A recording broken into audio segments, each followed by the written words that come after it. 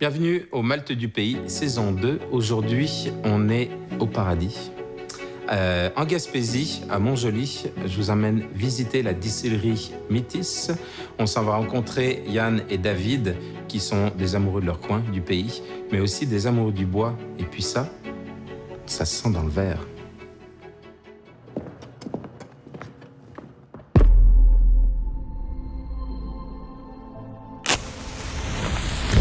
La distillation, c'est la séparation des alcools d'un liquide sous forme de vapeur. Les différences de densité permettent d'extraire l'éthanol avant l'eau par évaporation. S'ensuit la condensation qui retourne les vapeurs d'alcool à l'état liquide. Ce procédé séculaire est employé tous les jours par les distillateurs du Québec. Bienvenue au Malte du Pays, saison 2.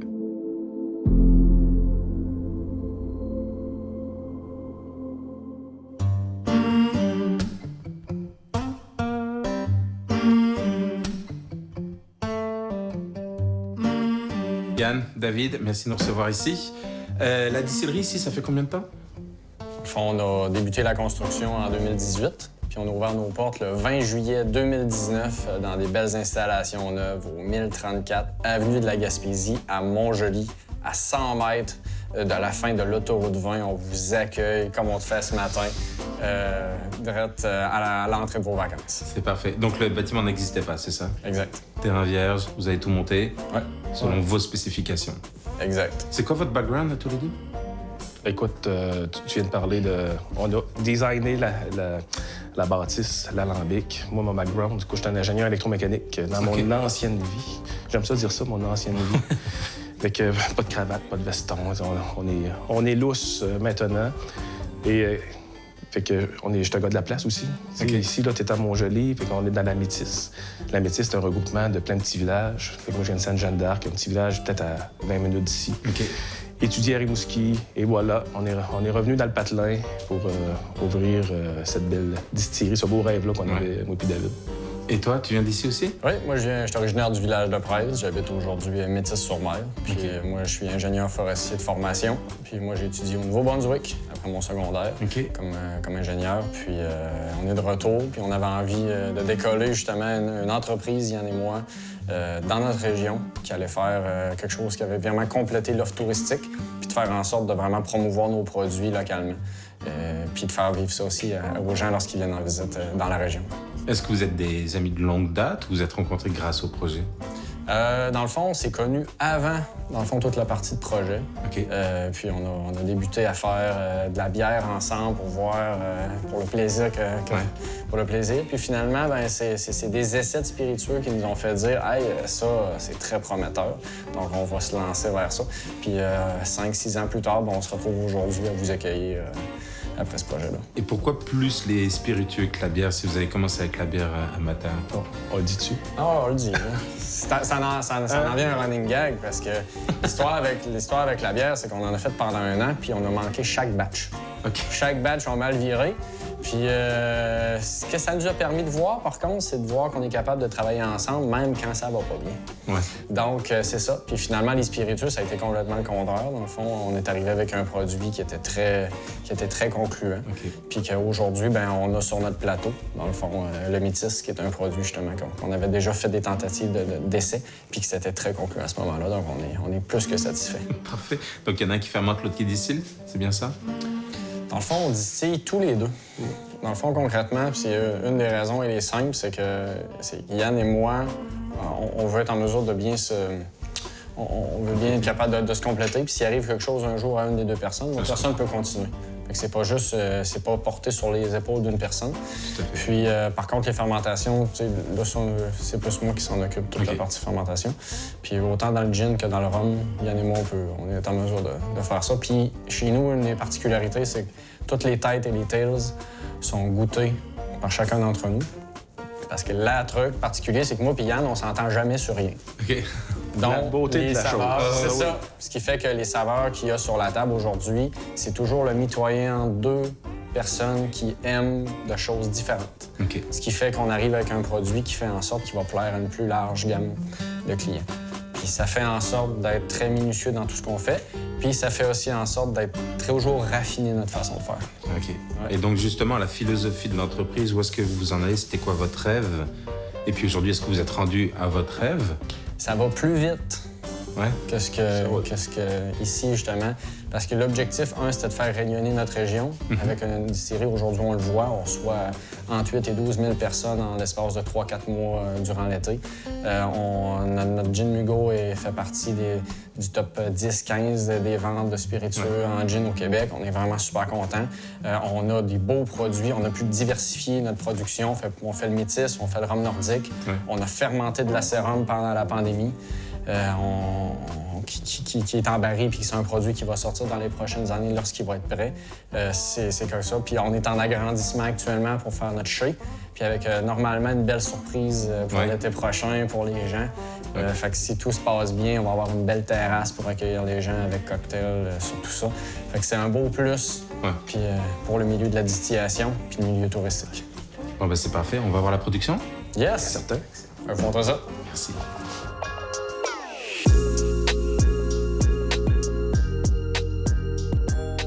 David, on est ici devant ton magnifique alambic.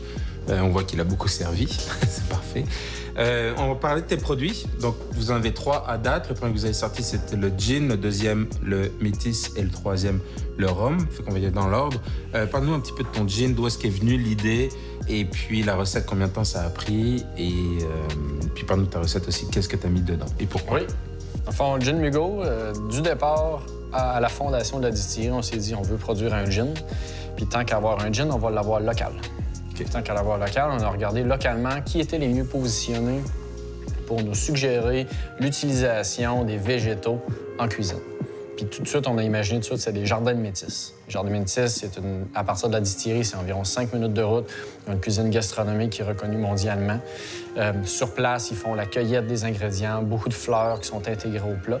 Donc, on s'est dit, OK, ça va être le bon positionnement. Fait qu'à ce moment-là, j'ai travaillé avec Pierre-Olivier Ferry et Alexandre Morissette, qui étaient tous les deux chefs exécutifs et maîtres d'hôtel là-bas. Okay. Puis on a sorti une liste d'ingrédients qui proviendraient des jardins et qui seraient intéressants à intégrer dans un gin. Et finalement, le pain montagnard, le Pinus Mugo, d'où le nom latin du gin Mugo. Puis le pain Mugo a une particularité là-bas au jardin, c'est qu'il se situe, c'est les 2 grandes allées devant la Villa Estevan qui mènent au fleuve. Donc, c'est quelque chose que, sur le plan touristique, les gens reconnaissent. Mais les gens ne savent pas que c'est des pains Mugo nécessairement, mais c'est ça. Puis, il était déjà utilisé le pain montagnard, le pain Mugo, à l'intérieur de la cuisine. Il faisait, exemple, des sucettes glacées. Pour lorsque tu te promenais au jardin, tu avais ta sucette glacée au pain montagnard pour intégrer le sirop de pain montagnard à l'intérieur, exemple, sur le dessus d'une crème glacée. Okay. Tu vas l'utiliser, puis vraiment donner un bel aspect orangé, puis avec un gros côté résineux, mais assez souple. Okay. Puis dans notre gin Mugo à nous, on l'intègre avec 8 autres ingrédients. On intègre génévrier, coriandre, racine d'angélique, racine d'iris, poivre des dunes, poivre rose. Et j'intègre aussi de l'argousier, en plus du pain montagnard, évidemment. De l'argousier, qui va donner justement une espèce d'effet de texture, puis un petit côté légèrement sucré là, à l'intérieur, mais qui provient tous de nos ingrédients de façon naturelle. Puis en toute honnêteté, c'est autant un plaisir de le partager, de le produire, puis de le boire, ce gin-là, parce qu'il se boit bien pur, il se boit sur glace, il se prend sa place en cocktail. Nous, c'est vraiment un beau modèle, c'est un beau produit. On est content. Puis il y a cette espèce de particularité-là locale qu'on tient, justement, parce qu'on cueille majoritairement notre pain là-bas, au Jardin de Métis. Okay. Donc, c'est vraiment l'histoire, puis c'est ce qu'on fait vivre à nos gens. Puis chaque bouteille qui est vendue au retour des vacances des gens, bien, c'est toujours le petit souvenir de la Gaspésie qui rapporte puis qui réouvre à chaque bouteille. Excellent. Le Métis, parle-nous de ça. Oui. Métis, c'est un peu le produit qui nous a fait démarrer la distillerie parce que c'est un produit, moi, qui m'a pris 2 ans à travailler. Donc, j'utilise des cubes de bois que nous, on fait la sélection des tiges, le sciage, la torréfaction. Puis, dans le fond, c'est une macération de chaque essence séparée de bois. Okay. Dans le fond, chaque pièce de bois avec son essence forestière à elle, séparément. Puis, on fait un assemblage de ces 5 essences-là selon différents ratios à l'intérieur pour créer le métis. En termes de saveur, on va vraiment vivre un côté boisé, parce que c'est tout du bois neuf. Tout un côté boisé en bouche avec une belle finale d'érable à sucre. Puis ce qu'on sent, c'est la torréfaction de l'érable. Puis ce que c'est comparable comme le souvenir olfactif le plus fun, c'est l'entrée à la cabane à sucre. Lorsque vous sentez l'eau d'érable qui est en évaporation, la réaction de Maillère qui se passe à l'intérieur des bouillages, c'est l'odeur c'est la saveur que vous allez sentir en finale. Puis il y a un petit côté fumé aussi qui ressort. Okay. Fait que les amateurs de whisky, même si c'est une base de rhum, dans le fond, c'est une base de canne à sucre, les amateurs de whisky vont s'y plaire parce que ceux qui aiment les Islay, ils vont apprécier cette partie un petit peu fumée qui va ressortir aussi. Et donc le vieillissement, sachant que tu rajoutes des cubes de bois d'érable dedans, est-ce que vous faites comme ça en fût ou en cuve d'inox? Nous, on le travaille sous inox. Justement, pour essayer de bien contrôler toute la partie intégration de saveur. Parfait. Ouais. Excellent. Parfait. Beau procédé. Merci. Beaucoup de pensée. En tout cas, ça a été pensé comme produit, c'est sûr et certain. Rhum nordique, donc ce qu'on est en train de déguster en ce moment. Oui. Donc, même base, j'imagine, que le métis. Exact. Fermentation de canne à sucre, de mélasse et sucre de canne bio. Et sucre de canne bio. Et puis, même procédé, un sopping, puis après ça, passage en colonne. Même chose. Et donc, la différence, c'est que celui-ci est vieilli en ex-fût de Bourbon. Exact. Pour actuellement, ce que l'on a avec Nordique, donc vous avez vraiment le côté Bourbon en bouche, d'où l'ex-bourbon. Premier remplissage. Je trouve ça important de le dire parce que ça va vraiment apporter une belle complexité en saveur, puis aussi de la texture. Donc, premier remplissage, fût de Bourbon. Vous allez sentir le côté Bourbon en bouche, une belle finale légèrement sucrée. Puis nous, dans nos produits, dans cette gamme de produits-là, on a pris la décision de ne pas rajouter de caramel, pas rajouter de sucre ou de colorant. Pour vraiment avoir... C'est l'équivalent de lorsque, pour Nordique, c'est l'équivalent de percer un fût puis de l'avoir à 40 %. Je comprends. Puis je trouve que pour le client, c'est quelque chose qui est intéressant. On le voit ici, les gens ont l'intérêt de voir qu'est-ce que ça fait, juste le vieillissement. Je trouve que c'est un côté de... C'est pas scientifique, mais c'est très le fun d'avoir un produit unique en son genre, avec le produit vraiment vieilli à même le fût, puis que tu sais clairement qu'il est fait au Québec, puis qui vient exclusivement du vieillissement du bois. Tout à fait. Fait que ça donne des saveurs, puis qu'il va avoir des variabilités, parce qu'on en parlait un petit peu tantôt. Ouais. D'un fût à l'autre, il va avoir des variabilités. Même si c'est le même alcool, même si c'est la même distillation, d'un fût à l'autre, ça change. Puis nous, on fait toujours un assemblage d'environ 4 fûts par lot, ce qui va avoir vraiment des belles tendances puis qui va avoir des changements d'un lot à l'autre. Fait que pour le client, ce qui est le fun, c'est que si tu as aimé le produit, tu vas aimer la ligne directrice, mais tu vas aussi apprécier que d'un lot à l'autre, il va y avoir des petits changements associés à ça. Fait que c'est toujours une belle découverte à toutes les fois. Absolument. Et en tout cas, il est super beau. Là. Moi, ce que j'aime avec votre rhum, en fait, c'est quand on le tient dans la main. J'aime bien chauffer le verre parce que les arômes de noix de coco ressortent vraiment beaucoup et le chocolat, il est gourmand à souhait. Bon, vraiment. Merci. Merci. Écoute, on va se rendre au chez de vieillissement pour aller regarder tout ça. On va voir ça. Superbe.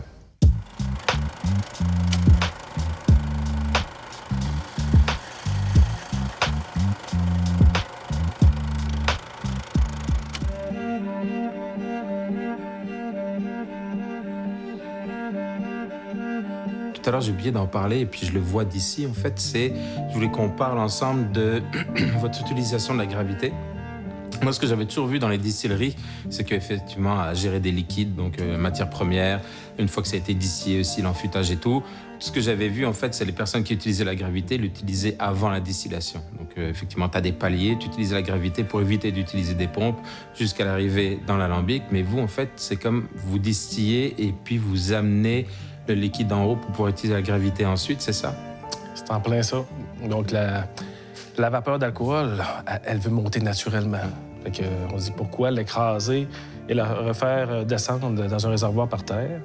Fait qu'on la laisse monter tout simplement et on va exploiter l'élévation du bâtiment. Ouais, c'est ça, mais c'est vraiment intéressant. Donc, vous avez l'alambic au rez-de-chaussée et puis donc vous avez installé le condensateur en haut. Donc la vapeur monte, vous la condensez, vous la transformez en liquide et puis après ça, vous l'avez à disposition. On regarde ça au deuxième.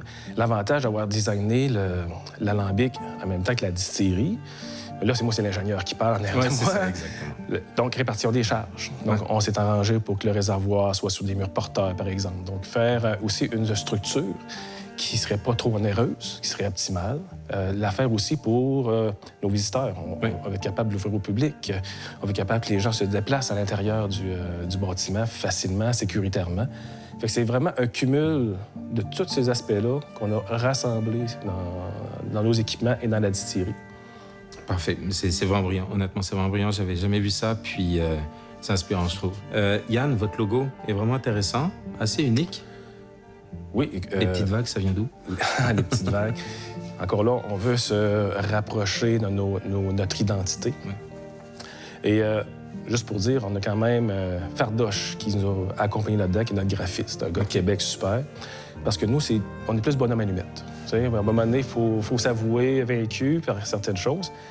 Mais on lui a transmis un peu notre esprit, qu'est-ce qu'on voulait.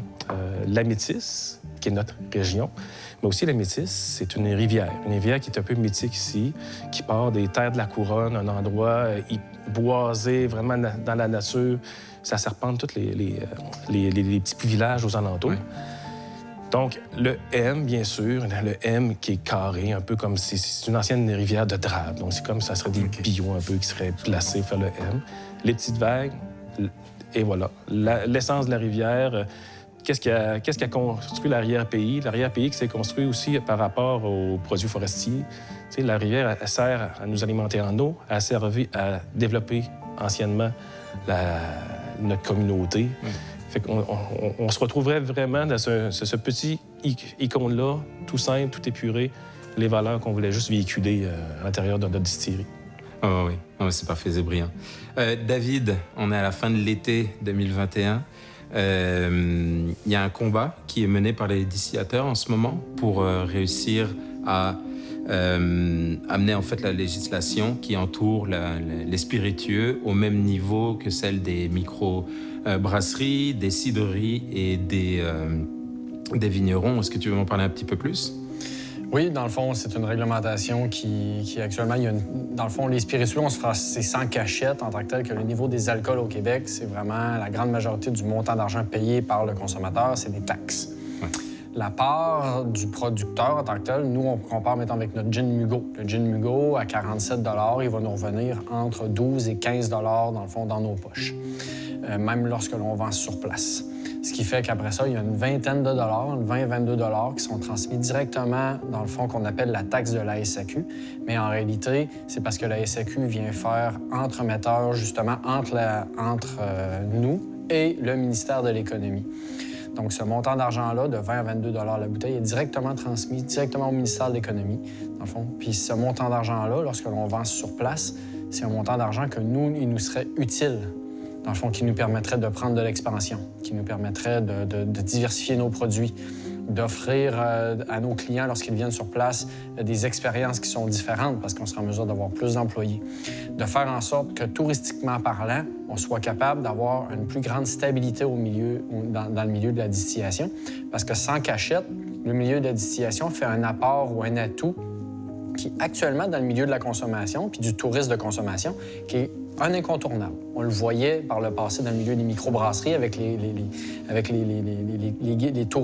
lignes touristiques associées aux brasseries. Maintenant, aujourd'hui, nous, comme distillerie, on s'implante là-dedans avec eux, avec le milieu des brasseries, avec les vignobles, avec les cidreries. Puis avoir l'expérience, nous, on reçoit quand même une grande quantité de personnes et les gens ont beaucoup d'intérêt à comprendre, à voir et tout ça. Puis ils ont aussi beaucoup d'intérêt à vouloir encourager localement puis encourager le producteur lui-même. Donc, je crois que l'effort fait par le client de venir sur place devrait mériter le fait que cet argent-là puisse réellement être investi chez le producteur, puis de faire en sorte que l'année suivante, lorsqu'ils reviennent, que l'expérience soit bonifiée par cet apport d'argent-là. C'est ça, parce qu'on parle vraiment en fait des bouteilles qui sont vendues sur place. Donc, c'est-à-dire vous la produisez ici, elle ne sort jamais de la distillerie, le client arrive, il la prend, et puis il retourne chez lui avec. Donc, dans le fond, la SAQ n'y touche jamais. Exact. Et en plus ça, vous devez payer du staff sur place pour pouvoir accueillir les clients et le vendre sur place. Et aussi, toute la partie frais, donc frais associés à une boutique, c'est non négligeable, l'employé, les frais de carte de crédit, parce que mine de rien, les points, les bonis dollars, les trucs de même, ça vient pas de nulle part. C'est le producteur ou la personne qui vous vend qui vous donne ces bonis dollars-là. Puis les spiritueux sans cachette, c'est des montants qui sont quand même onéreux, ce qui fait que ça devient décuplé le frais normal versus une transaction sur un produit régulier de consommation. Donc, ça vous coûte plus cher de le vendre sur place que de le vendre à la SAQ au final? Exactement. Dans le fond, mais C'est ça. L'expérience fait en sorte que nous, cette année, on a reçu un 2 supplémentaire qui fait en sorte qu'on sort la tête peut-être légèrement de l'eau. OK. Mais le 2 c'est pas le 20 qui ferait en sorte de faire une réelle différence. Je comprends. Écoutez, je vous souhaite que la réglementation change. C'est sûr et certain. Merci pour votre accueil. Ça fait plaisir. Santé. Santé. À bientôt. À bientôt.